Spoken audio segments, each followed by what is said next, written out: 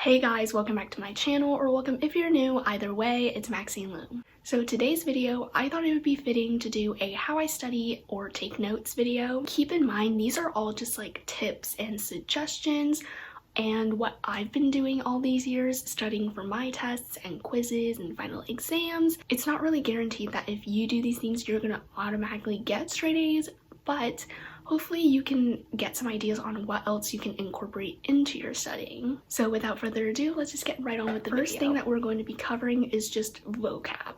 So I think vocab is present in every single core subject, whether that's math, science, ELA, history. In my opinion, the best way to study for these are using flashcards. I do not remember the last time I did not study using flashcards. They are such a lifesaver, and I will show you guys in a separate clip what the template of my flashcards usually look like. I'll typically just write the vocab word or topic on the blank side with no lines, and then on the other side I'll write down the definition, anything that I need to know, and then I'll continue quizzing myself on those. And eventually it really does stick with you. So if you've never used flashcards while studying, give it a go and it might work really well for you. Next we're gonna go into the core subjects. So first up is math. Math, I feel like, is less of like memorizing facts and definitely more memorizing formulas, equations, and just the whole concept of doing a problem. Usually how I study for math is I will take my lesson notes and my homework and pick out a couple of problems, a couple of questions from those notes, and then I will take a blank piece of paper and then cover up everything that I've done for that question, and I would just leave the problem up at the top.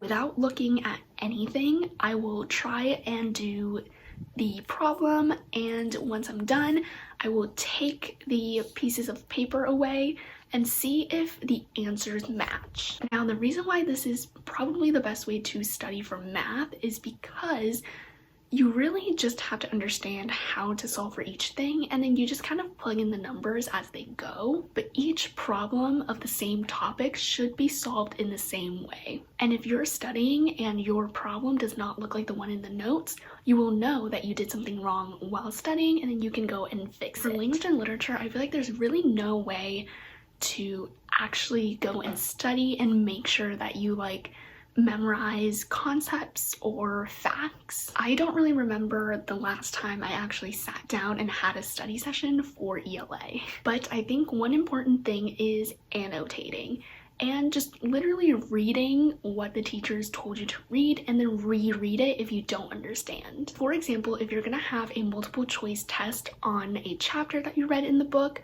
you might want to read the chapter, and if you don't understand it, go back and reread it and annotate it, because once you understand kind of like the main events, the little details should pretty much fall into place and make sense. I typically annotate for vocabulary, literary devices, because those are always tested on, and just kind of like the main concept or central idea. Keep in mind, you should probably also annotate when you're doing the test if there is like a new short story that you're supposed to read, and then write a response for the test or the quiz or whatever. Make sure you're annotating during the test as well. And now on to the actual writing portion.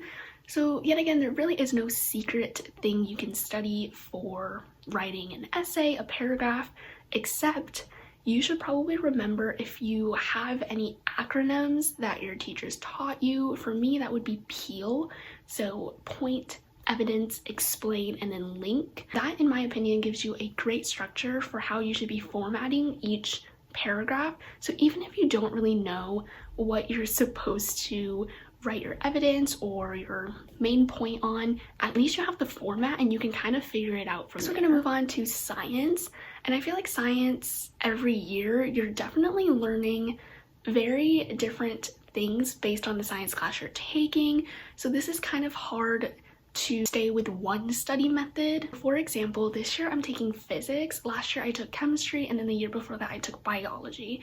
And comparing those three together, physics and chem had a lot more math than biology ever did. I think that one thing that really helped me with every single science subject was drawing diagrams. Science is one of those subjects that I feel like really works with hands-on people and visual learners, which would be me. As of chem and physics, for math, yet again, like I said, math is just kind of remembering how to do each problem and how to apply the equations and formulas. There is a physics flashcard that I made like a couple weeks ago, and as you can see, there are diagrams on here and then kind of more explaining what the diagrams kind of mean, and that just completely helps me a lot. And another thing is I wrote down the rules of each kind of like topic. For example, sig figs.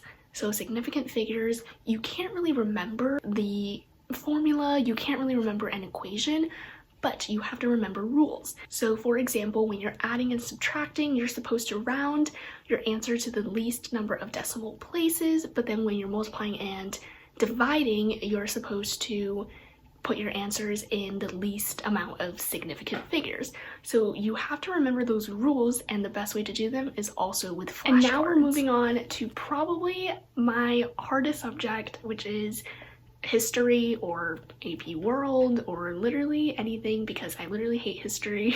But this is definitely the most like note heavy class in my opinion. I highly recommend for note heavy classes, buy yourself a notebook, and this is actually a 3-subject one, and you can just read your textbook or whatever you have to read and write your note. Here's what I usually do for AP World.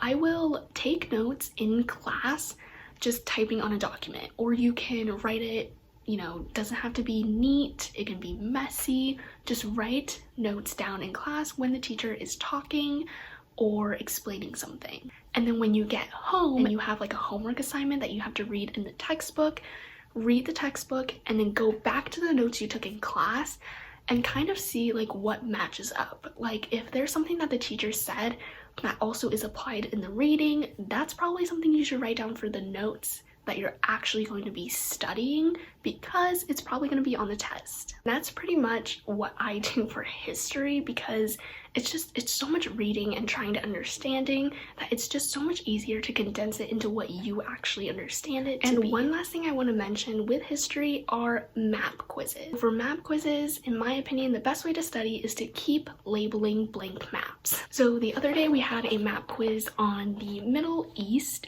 and as you can see, I printed out not just one, but 3 blank maps. And I continued labeling those every single day, or you don't have to do it every single day, but labeling many blank maps until the day of the quiz. It really, really does help you remember where each thing is located, and it's kind of like a muscle memory. Once you keep labeling everything, your muscle kind of remembers like, okay, this is where this place is, this is where this place is, and it just makes everything a lot easier. So lastly, I wanted to share some tips about school overall and not necessarily studying on your own. First, as scary as it seems, participate and ask questions, because that's the best way to learn. Because even if you're wrong, the teacher is not going to be mean to you. Like, that's why they're there, because you're here to learn and they are there to teach. So if you get something wrong, they will probably just simply explain it better to you, and that is how you learn. Like, that's how you remember, oh, I got corrected on this subject, so now I know how to actually do it, and you're gonna be totally fine. Last but not least, form a study group and have somebody that you can always go to for questions for a subject. Whether you have the same teacher or not, it doesn't really matter, because you're learning the same thing anyways. So go to somebody that you can trust, and you know, make sure they can come to you as well. Make sure it's mutual and you guys can help each other, and it makes things a lot easier. Also, study as soon as possible. Teachers should probably at least give you a couple days in advance, so do not procrastinate and study the night before. I usually give myself at least a couple days, and maybe even a week or more if possible, to start studying. That is all for my tips. I hope you guys enjoyed. I wish you the best of luck in thriving in school this year. I know it's gonna be hard, but we got this. And Don't forget to like, comment, and subscribe, turn on post notifications, and come back every Sunday for a brand new video. I will see you guys next week. Bye!